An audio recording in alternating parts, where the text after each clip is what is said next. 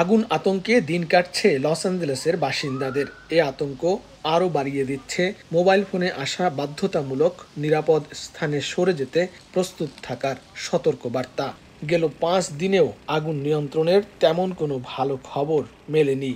উল্টো নতুন করে আবারও ঝোড়ো বাতাসের পূর্বাভাস শঙ্কায় ফেলেছে সবাইকে। স্থানীয় সময় শনিবার থেকে দিক পরিবর্তন করে আরও পূর্ব থেকে উত্তর দিকে ধাবিত হচ্ছে দাবানল। এ কারণে 6 এলাকায় জ্বলতে থাকা আগুন ছড়িয়ে পড়তে পারে নতুন নতুন এলাকায়। গেল কয়েকদিনে বেশ কয়েকজনের মৃত্যু হয়েছে। আগুনে পুড়ে গেছে 10,000-এরও বেশি অবকাঠামো। দাবানলে এ পর্যন্ত $200 বিলিয়ন ক্ষয়ক্ষতির তথ্য দিয়েছে আবহাওয়া বিষয়ক ওয়েবসাইট অ্যাকুওয়েদার।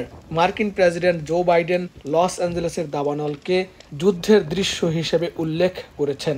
শনিবার এক ভাষণে আগামী সপ্তাহের শুরু পর্যন্ত ঝোড়ো বাতাস নিয়ে সবাইকে সতর্ক থাকার আহ্বান জানান বিদায়ী এই প্রেসিডেন্ট।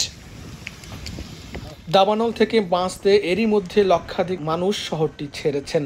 শহরের পশ্চিমের সান্তা মনিকা থেকে মালিবু এলাকা পর্যন্ত জ্বলতে থাকা প্যালিসেডস দাবানল থেকে বাঁচতে সেখানকার মানুষকে আবারও বাধ্যতামূলক সরে যেতে বলা হয়েছে। দুর্গত এলাকায় নানা সহযোগিতার হাত বাড়িয়ে দিয়েছে একাধিক স্বেচ্ছাসেবী সংগঠন। দাবানলের কারণ জানতে তদন্ত শুরু করেছে একাধিক সংস্থা।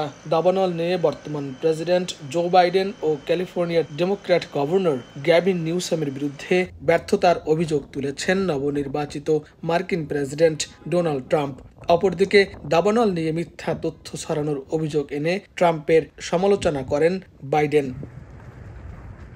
লস্কর আল মামুন, সময় সংবাদ, লস অ্যাঞ্জেলেস, যুক্তরাষ্ট্র।